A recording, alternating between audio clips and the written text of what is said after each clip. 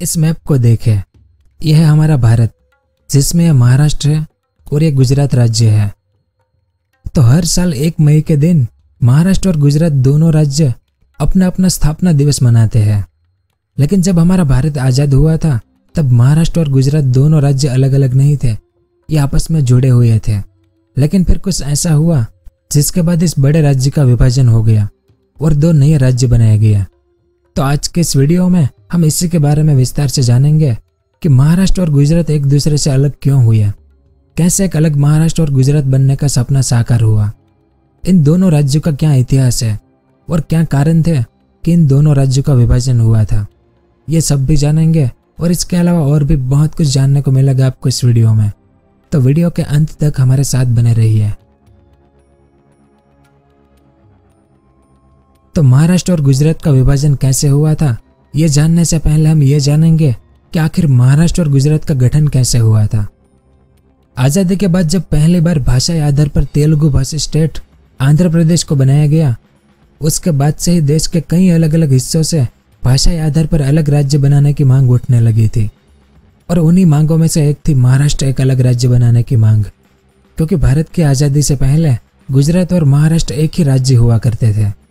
वैसे इसे राज्य कहना तो गलत होगा, बल्कि ये ब्रिटिश भारत की बॉम्बे प्रेसिडेंसी का हिस्सा हुआ करते थे।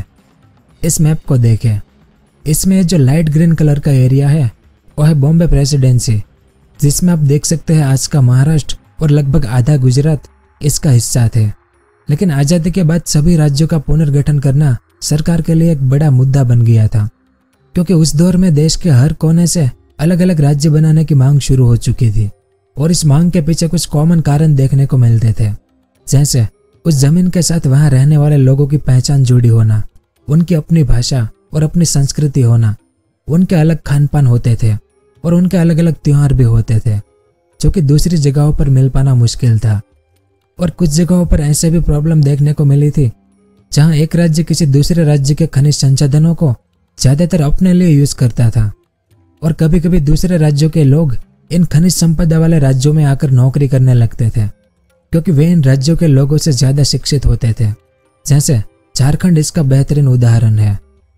तो कुल मिलाकर कई मामलों में असमानता देखी गई देश के कई हिस्सों में, और इन्हीं असमानताओं से अलग राज्य बनाने की मांग का जन्म हुआ था, जिसमें से एक मांग थी महाराष्ट्र और गुजरात राज्य को अलग करने की। वैसे महाराष्ट्र को एक अलग राज्य बनाने की आवाज़ें आज़ादी से पहले ही उठने लगी थी, लेकिन साल 1946 में आए संयुक्त महाराष्ट्र परिषद ने इस आवाज़ को स्वर देने का काम किया, क्योंकि महाराष्ट्र परिषद ने अलग अलग मंचों के जरिए अपनी इस मांग को जारी रखा। और जब साल 1953 में स्टेट रीऑर्गेनाइजेशन एक्ट को लाया गया तो उन्हें महाराष्ट्र की मांग को लेकर रिपोर्ट सौंपने को कहा गया। इस कमीशन के मुख्य न्यायाधीश रिटायर्ड जज फजल अली थे, इसलिए इसे फजल अली कमीशन भी कहा जाता है। तो इस कमीशन ने अपनी रिपोर्ट को साल 1955 में सौंपा सरकार को, जिसमें कई तरह के सजेशन रिकमेंड किए गए थे, जिसमें वर्तमान महाराष्ट्र के विदर्भ, औरंगाबाद और हैदराबाद के मराठी भाषी इलाकों को महाराष्ट्र में जोड़ने की बात कही गई थी। हालांकि इस रिपोर्ट में कन्नड़ भाषी हिस्सों को जैसे बीजापुर और बेलगाम को महाराष्ट्र से निकालने की बात कही गई थी। और इसके अलावा इस कमीशन की रिपोर्ट में गुजरात और महाराष्ट्र को एक बाइलिंगुअल स्टेट बनाने की बात कही गई थी, जिसकी राजधानी बॉम्बे सिटी को यानी आज के मुंबई को बनाया जाना था। लेकिन संयुक्त महाराष्ट्र कमीशन इस फैसले के बिल्कुल खिलाफ था, क्योंकि इस कमीशन का फैसला महाराष्ट्र की मांग के विपरीत जा रहा था, जिस कारण आज भी बेलगामी हिस्से को लेकर महाराष्ट्र में लड़ाई जारी है, जिस पर हमने एक वीडियो बनाया हुआ है कि महाराष्ट्र और कर्नाटक का सीमा विवाद क्या है। तो उस समय देश के कई लोग जैसे नेहरू जी, सरदार वल्लभ भाई पटेल और महात्मा गांधी भाषाई आधार पर राज्य बनाने के खिलाफ थे, क्योंकि इससे पहले ही धर्म के नाम पर भारत के कुछ हिस्से एक अलग देश बन चुके थे। तो यह एक तरह से लोगों को बांटने जैसा था, जिससे देश में कई तरह की असमानता फैल सकती थी। अब भले ही नेहरू जी भाषा के आधार पर राज्य बनाने के खिलाफ थे, लेकिन फिर भी आंदोलन और भूख हड़ताल जैसे बाकी कारणों की वजह से वे इस मांग को नजरअंदाज भी नहीं कर सकते थे, क्योंकि इस मांग के पीछे कई लोग अपनी जान गंवा चुके थे। और कमीशन की रिपोर्ट के बाद आंदोलन और भी तेजी से होने लगे थे, जिसके बाद इन आंदोलनों को रोकने के लिए एक नया फॉर्मूला अपनाया गया। उस समय बॉम्बे सिटी की एक कमेटी, जो कि एक बड़े व्यापारियों का एक समूह हुआ करता था, उन्होंने इस मामले को लेकर अपनी कुछ राय दी। इन व्यापारियों का कहना था कि एक अलग गुजरात और एक अलग महाराष्ट्र बनाया जाए, लेकिन जो बॉम्बे सिटी है उसे भी एक अलग राज्य का दर्जा दिया जाए, यानी बॉम्बे प्रेसिडेंसी को 3 अलग अलग राज्यों में विभाजित किया जाए। और नेहरू जी भी इस फॉर्मूले से पूरी तरह सहमत थे, क्योंकि बॉम्बे सिटी को एक अलग राज्य बनाने के पीछे कई कारण थे। जैसे कि अगर बॉम्बे सिटी महाराष्ट्र के पास जाता तो गुजराती लोगों के साथ अन्याय होता, और अगर यह गुजरात के पास जाता तो मराठी भाषी लोगों के साथ अन्याय होता। और इस दौर में बॉम्बे सिटी में गुजराती व्यापारियों की मोनोपोली काफी ज्यादा थी, और ऐसे में बॉम्बे सिटी का महाराष्ट्र में शामिल होना राजनीतिक रूप से भी उन्हें प्रभावित कर सकता था। इस कारण नेहरू जी ने इस फॉर्मूले पर अपनी सहमति दे दी थी, लेकिन संयुक्त महाराष्ट्र कमीशन के लोग इस फैसले से बिल्कुल भी सहमत नहीं थे, क्योंकि उन्हें बॉम्बे सिटी नहीं दिया जा रहा था। इसी कारण से संयुक्त महाराष्ट्र कमीशन के लोगों ने बॉम्बे सिटी में आंदोलन करना शुरू कर दिया, और उस समय बॉम्बे प्रेसिडेंसी के सीएम मोरारजी देसाई थे। तो मोरारजी ने उस समय शांति से काम ना लेते हुए आंदोलन करने वाले लोगों पर एक बड़ा पुलिस एक्शन जारी कर दिया, जिसके चलते 106 लोगों को अपनी जान गंवानी पड़ी। और मोरारजी की हिंसात्मक कार्रवाई ने संयुक्त महाराष्ट्र की आग को और ज्यादा भड़का दिया। इसके बाद साल 1955 में महाराष्ट्र संयुक्त समिति का गठन हुआ, जिसका मुख्य उद्देश्य था कि मराठी भाषी लोगों के लिए एक अलग राज्य का निर्माण करना। और जब साल 1956 में राज्य पुनर्गठन आयोग पास हुआ तो उन्होंने अपनी रिपोर्ट के मुताबिक महाराष्ट्र और गुजरात को एक बायलिंगुअल स्टेट बना दिया, जिसकी राजधानी कहे मुताबिक बॉम्बे सिटी को बनाया गया।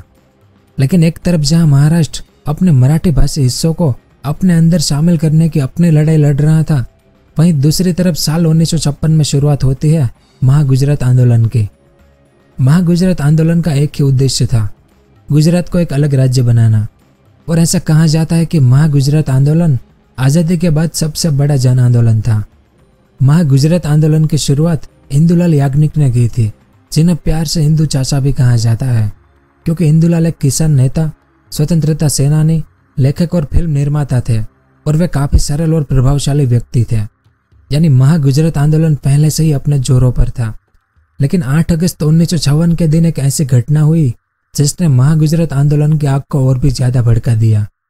दरअसल 8 अगस्त के दिन गुजरात के छात्रों का एक समूह सीएम मोरारजी देसाई से मिलने के लिए आया था, और ये छात्र समूह एक अलग गुजरात की मांग को लेकर मोरारजी से मिलने आया था। लेकिन यहाँ भी मोरारजी ने शांति से काम ना लेते हुए उन छात्रों पर हिंसात्मक पुलिस कार्रवाई के आदेश दे दिए, जिसका नतीजा यह निकला कि करीब 6 से 7 छात्रों को अपनी जान गंवानी पड़ी। इस घटना को खम्बी सत्याग्रह के नाम से भी जाना जाता है। तो इतना सब कुछ होने के बाद आखिर 1 मई 1960 को बॉम्बे रीऑर्गेनाइजेशन एक्ट को पास कर लिया गया, और एक मांग के अनुसार एक अलग गुजरात और एक अलग महाराष्ट्र का निर्माण कर दिया गया। और संयुक्त महाराष्ट्र की मांग के अनुसार बॉम्बे सिटी को महाराष्ट्र में शामिल कर दिया गया, यानी कि आज का मुंबई। लेकिन अब सवाल यह उठता है कि आखिर बॉम्बे सिटी को महाराष्ट्र में शामिल क्यों किया गया? क्योंकि जिस तरह महाराष्ट्र मराठी भाषी लोगों का घर है, उसी तरह बॉम्बे सिटी मराठी भाषी लोगों का आंगन है। महाराष्ट्र से बॉम्बे सिटी को अलग करना ठीक वैसा ही है जैसे कर्नाटक को बेंगलोर से अलग कर देना, पटना को बिहार से अलग कर देना, या अहमदाबाद को गुजरात से अलग कर देना। यानी बॉम्बे सिटी में मराठी भाषी लोग ज्यादा थे, और बॉम्बे सिटी मराठी भाषी लोगों के लिए एक महत्वपूर्ण जगह भी है, और यही वजह है कि बॉम्बे सिटी को महाराष्ट्र में शामिल कर दिया गया। अब यह भी सवाल उठेगा आपके दिमाग में कि आखिर गुजरात और मुंबई को अलग क्यों किया गया? वैसे तो इस बारे में हम शुरुआत में बात कर चुके हैं कि एक अलग राज्य बनाने की मांग के पीछे कौन कौन से कॉमन कारण देखने को मिलते हैं। और अगर हम महाराष्ट्र और गुजरात की बात करें तो यहाँ बंटवारे की सबसे बड़ी वजह दोनों की भाषाएं बनी थी। इस विषय में इंदुलाल याग्निक अपनी आत्मकथा में पहले ही लिख चुके हैं। इंदुलाल जी लिखते हैं कि जब साल 1949 को उस समय के मुख्यमंत्री बीजी खेर और गृह मंत्री मोरारजी देसाई वर्तमान गुजरात के डांग का दौरा करने आए थे, तो उन्होंने अपना बयान में कहा था कि डांग की भाषा मराठी है और हमें इसी भाषा पर अधिक जोर देना चाहिए। इस बयान के बाद गुजरात के लोगों को बहुत गहरा झटका लगा था। दरअसल कोई भी अपनी पहचान को खोना नहीं चाहता। यह भी एक वजह है कि एक अलग स्टेट बनाना जरूरी था, क्योंकि डांग गुजरात का ही एक जिला है, और सीएम के इस बयान ने एक अलग गुजरात राज्य बनाने की नींव रख दी थी। और अगर हम मराठाओं की बात करें तो सभी की तरह उनका भी देश की आज़ादी दिलाने और आर्थिक प्रगति में अतुलनीय योगदान रहा है। मराठी लोग अपनी पहचान के लिए हमेशा से लड़ते आए हैं। ऐसे में उनकी मांग को नकार पाना भी काफी मुश्किल था। तो इन सब छोटे मोटे कारण से गुजरात और महाराष्ट्र का विभाजन हुआ था। उम्मीद है कि आपको कुछ जानने को मिला होगा। अगर वीडियो पसंद आया हो तो इसे लाइक और शेयर जरूर करें। पूरा वीडियो देखने के लिए आपका बहुत बहुत धन्यवाद। अगर आपको इस तरह के इन्फॉर्मेटिव वीडियो देखना पसंद है तो हमारे इस चैनल को सब्सक्राइब करें और हमारी नई वीडियो सबसे पहले देखने के लिए इस बेल आइकन को भी जरूर दबाएं।